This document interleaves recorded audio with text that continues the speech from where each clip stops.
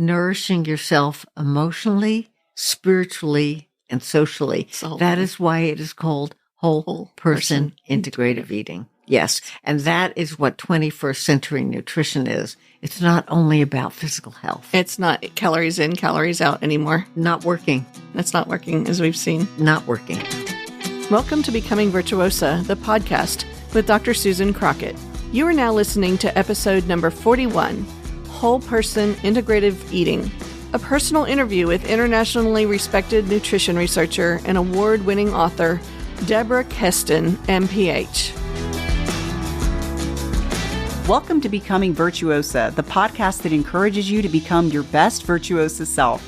Each week, Dr. Susan Crockett goes where the scalpel can't reach, exploring conversations about how to be, heal, love, give, grow, pray, and attune. For the first time ever, she's bringing the personal one-on-one teaching that she shares with individual patients to you on this broader platform, a weekly source of inspiration and encouragement designed to empower you. By evolving ourselves as individuals, we influence and transform the world around us. Please help me welcome board-certified OB-GYN specializing in minimally invasive GYN surgery, internationally in the top 1% of all GYN robotic surgeons, a certified life coach, and U.S. News top doctor, your host, Susan A. Crockett, MD. Today, I am so excited to be doing a little bit more in-depth interview with my new brilliant, beautiful bohemian friend, Deborah Kesten. This is her new book. We're going to be talking about it. Y'all are going to love her, and you're going to love her book. Take it away. Tell us a little bit about yourself, Deborah. Hello, everybody. My name is Deborah Kesten, and I am a nutrition researcher, and I specialize in preventing and reversing heart disease and obesity. My passion is food and health. This is amazing. When I first heard that you actually put numbers and research to reversing atherosclerosis and heart disease as well as obesity, I was really blown away because as a physician, that's just unheard of. That doesn't exist in the world that I grew up in and with the nutrition that I was taught. I was really curious for you to tell me a little bit more in depth about how you came to the book and your research, and tell me a little bit about your background and what got you into this. Well, when I was in graduate school, Larry, my husband, behavioral scientist Larry Shurwitz, was the professor for a medical student named Dean Ornish. Oh, the Dean Ornish. The Dean Ornish. Wow. And Dean Ornish had put together a program exploring if you can actually halt and reverse heart disease, specifically plaque buildup in the arteries, which often leads to the most common type of heart disease. Mm-hmm. And he talked with Larry because Larry did yoga and stress management and meditation. Right. And I was into what used to be called whole foods at the time. Okay. And so we worked on Dean Ornish's first clinical trial for reversing heart disease. Wow. And remind me, where was that? Houston, Texas Medical Center. Yes. Cool. I grew up just north of there. You did? Yeah. In Houston? Yeah, in Huntsville, just north of Houston. You're a neighbor. Hello, friend. Hello, darling. And we didn't know what would happen, although Dean had done a preliminary pilot project and had clues that lots of the biomarkers, such as blood pressure and cholesterol levels, were lowered in heart patients. He did a mini project already. And so we lived with the heart patients for about 24 days. Goodness. And put them on a program of what is now called lifestyle medicine. Okay. Which included for heart patients, because many people with heart disease do not metabolize dietary fat and dietary cholesterol well. Okay. We put them on all based on Dean Ornish's program. Mm-hmm. Nothing I put together. It was all Dr. Ornish's work. On a no-fat added plant-based diet. Okay. Stress management twice a day, 1 to 2 hours of yoga and meditation That's a day. Lot. I've tried doing that. It's a lot. It's a lot. Yeah. In our busy, busy lifestyles. Mm-hmm. Part number 3 was exercise, moving your body, walking in some way. Okay. And also social support and interaction. This is the part that I'm so curious about. I think this is a big, huge piece that's missing in our society these days with the internet and social isolation and all of that. So I'm interested to hear how that all plays into your research. Larry Husband, behavioral scientist, was Dean Ornish's director of research for almost 20 years. Goodness. And what they discovered is all these 4 elements: stress management, plant-based diet, exercise, social support, all statistically significant. Which is a big deal. Like, Big deal. that means it's not just like, oh, it kind of did this, or somebody thinks it might do that. This is like proven, statistically significant factors. And because over the years, we were always asked, which is more important? And Larry would always say, which leg of a dog is more important? They're all there. And what's in the American mind for most of us? Oh, I'll cut down on fat a little, and gee, I'll do some exercise and walk a little bit. Not going to cut it. It's just not. So Right. I'd like to know, take me from that research to this book now, because you've written a couple other books. There's one right there, Feeding the Body to Nourish the Soul, of course. But this is your latest book called Whole Person Integrative Eating. We did a little group interview downstairs a little earlier, which was a little background to that. So I don't want to go over all of that. For this talk, I'd really like to go a little bit deeper into the science of it. This book is groundbreaking for me as a physician because it's putting the science behind some things that we thought we knew, and then introducing me to some things that we didn't know. And so I wanted to go over with you first the 7, what do you call them? The 7 Overeating styles. The 7 overeating styles. Yep. Yes, we did a study with more than 5,200 people. Gee whiz, that's a lot. That's a lot of folks. And before they did this 6-week, 18-lesson online intervention, Okay. learning what whole person integrative eating is, Okay. we gave them a 74-item questionnaire. What's your overeating style? Oh, that's in the book It's in the book. because I saw it. So I want to show y'all in the book. There is starting on page 36 is a quiz for those of you who are like me, love taking quizzes, love getting scored. That's here, and you can have access to it by the book. Thank you. Okay. We gave people the What's Your Overeating Style quiz to fill out before they took the 6 to 18 lesson, 6-week e-course. They filled it out again afterward. Okay. And we learned 2 things from that. One, Larry kind of spun the statistical kaleidoscope, and what he identified is he separated out how often do you overeat question Right. from the 74 other questions, 73 other questions. And from that, what we learned and discovered and identified are 7, I call it new normal overeating styles. Because they're really which we'll typical talk and about. common in our population. Yes, and all statistically significant, all lead to increased risk of overeating.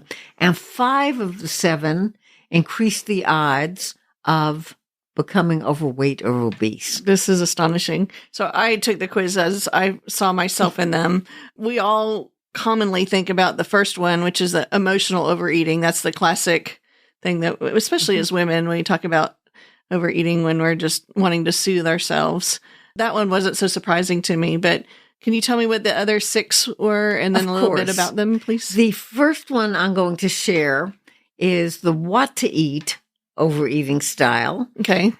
But the other 6, including emotional eating, are all eating behaviors. And in the world of science, they're all statistically significant. So while the words I've come up with are kind of cute and catchy, they're all the real thing. And then, and this is the most important, critical thing about the book, is you have solutions. You have the antidotes That is to all what of them. whole person integrative eating is. It's this a book. model and program, science-based. And I also describe whole person integrative eating as 21st century nutrition. Oh, that's cool. Because each of the elements I'm going to tell you about, there have been dozens and hundreds of studies on each one, depending on topic. Okay. And all of them, when you look more closely in terms of the solution, the Whole Person Integrative Eating program, is about eating to nourish your body physically, which is where most of us live.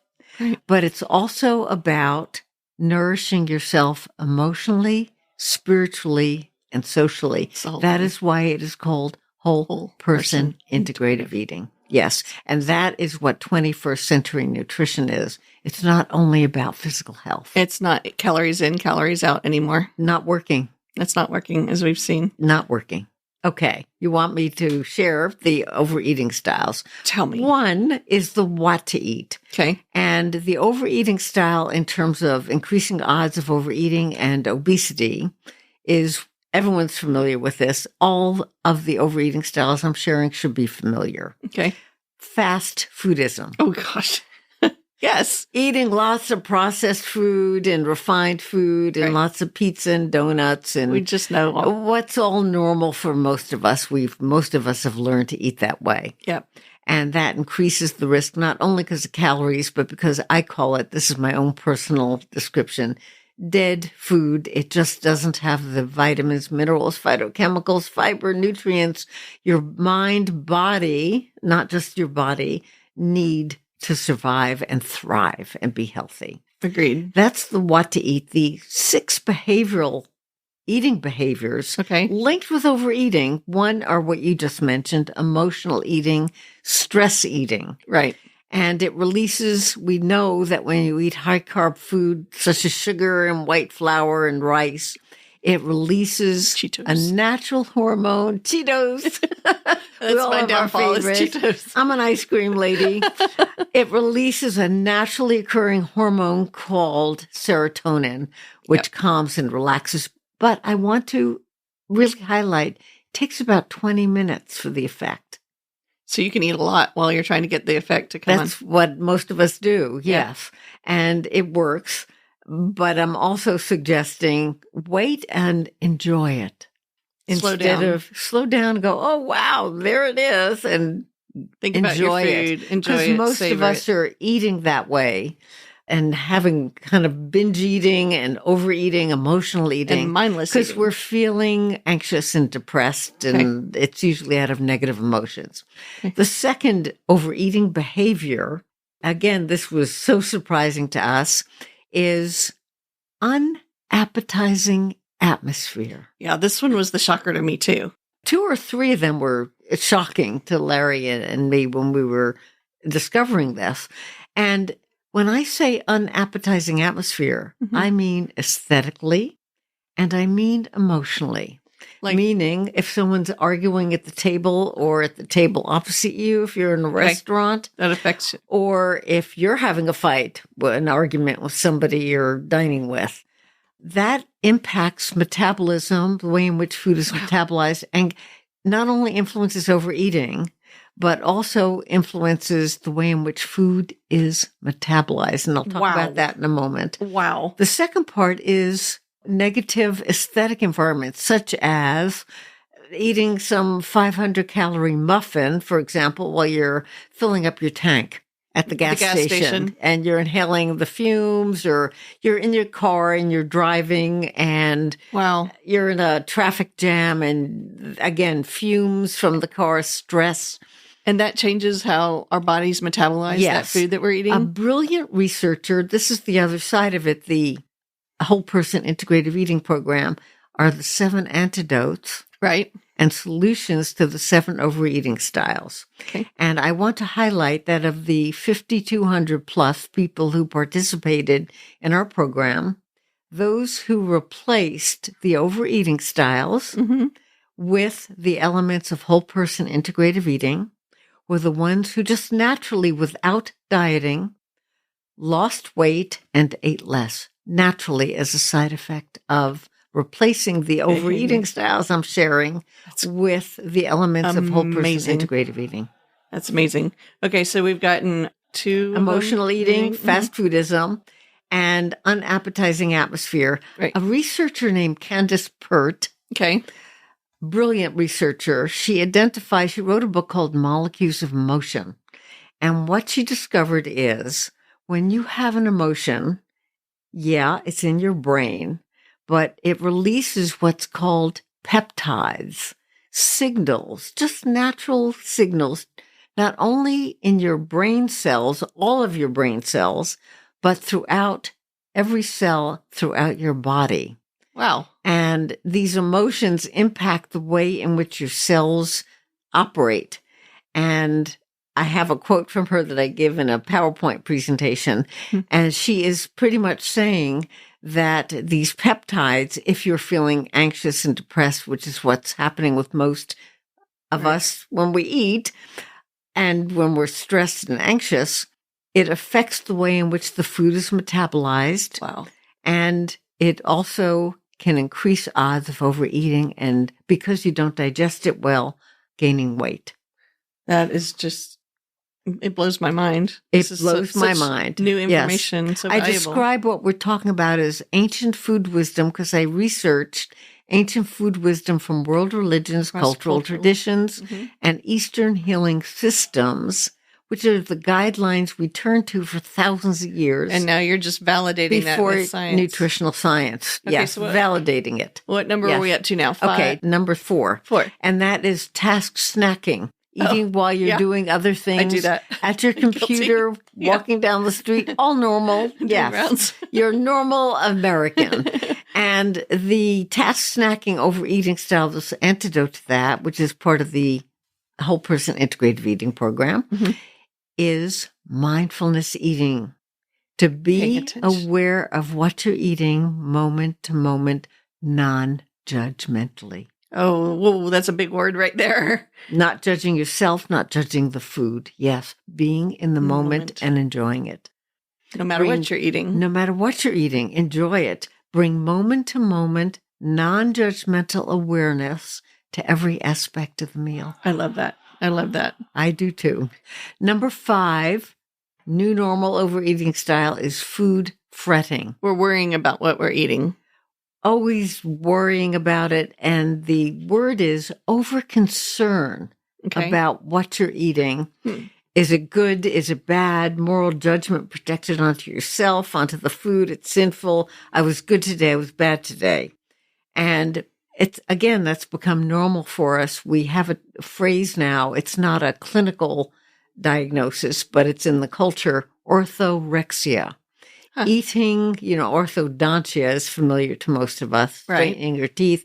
This is about correct over concern about what you're eating. Oh, okay. And many of us are living there. We've learned to over obsess. So it's not quite eating disorder, but it's on the spectrum getting there. It's on the spectrum, yes. Yep. And the antidote to that is something that has been normal for thousands of years, but fewer and fewer of us do it, is appreciating food from the heart. Authentic gratitude and appreciation from your heart. Not, oh, thank you, this is great, yum, I love pizza. But really appreciating food. There's lots of research, particularly out of an organization in Northern California called the Heart Math Institute. And they've done lots and lots of research about what the benefits of infusing your heart, especially, and your being, your whole being with gratitude, and the beneficial effects it has on heart disease, on cholesterol levels, on blood pressure, and eating with gratitude. We used to say prayers, many of us, for thousands of years.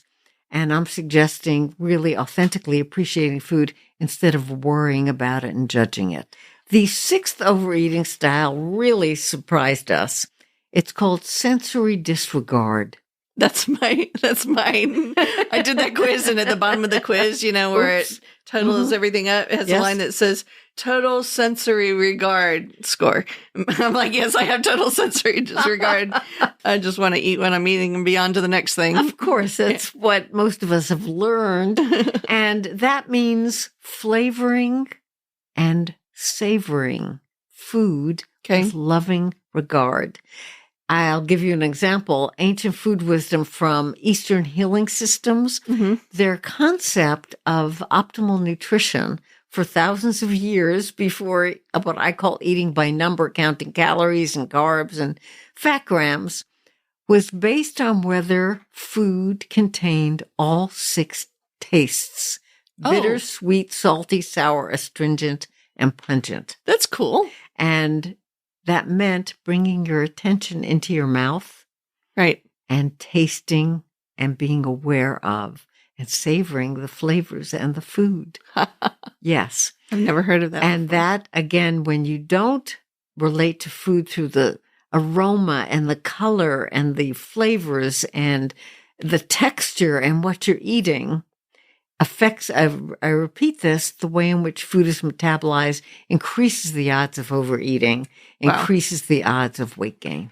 I'm just blown away by how these behavioral things actually affect our metabolism. Yes, we were surprised also, but it's real. It's real. Yes. All right. And the final one is solo dining, final overeating style of the 7. So many of us are solo. Yeah. We've learned to eat alone.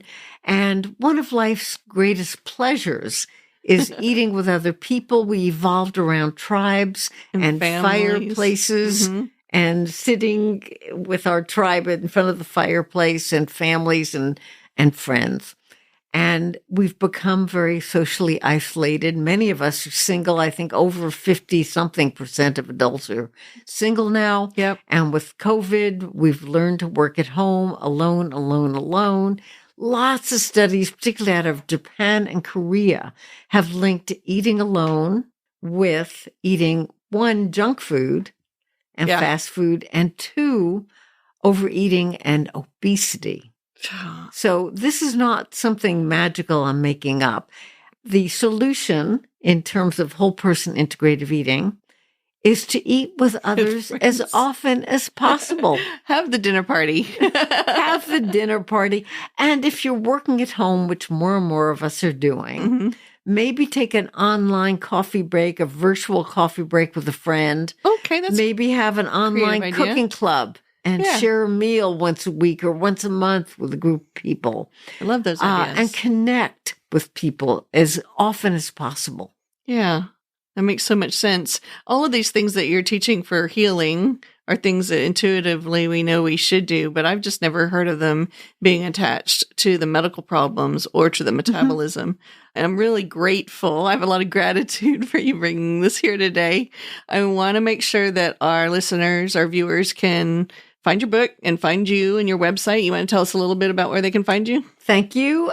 Please visit Amazon and you can find out a lot more about Whole Person Integrative Eating. And I have a really developed website called integrativeeating.com. And we will link that in the notes for everybody. It'll be in the show notes. Yes. And please take the quiz. It's in the book. And identify your overeating styles. And my suggestion is, if you have one or more, which is common for most of us, decide where you want to start. One client of mine, because I do coaching, one client of mine started with developing a beautiful place setting and getting up from her lazy boy chair where she was working all day and going over to a beautiful place setting and plates and starting there. So decide on your overeating styles, where you want to start. 2, we have certified health professionals in Whole Person Integrative Eating. Please find a WPIE certified health specialist on our website, and you can get the support you need. That is so awesome. You are so awesome, my new, brilliant, beautiful bohemian friend. Thank you so much for being here and for sharing your wisdom and for being part of the Dr. Crockett Show. My complete pleasure. Wonderful to get to know you. Likewise. Thanks for listening to this episode of Becoming Virtuosa. To learn more, come visit us at drcrockett.com. That's drcrockett with 2 T's.com. Or find us on YouTube for the Dr. Crockett Show. If you found this episode helpful or think it might help someone else, please like, subscribe, and share. This is how we grow together. Thanks, and I'll see you next week. Love always, Sue.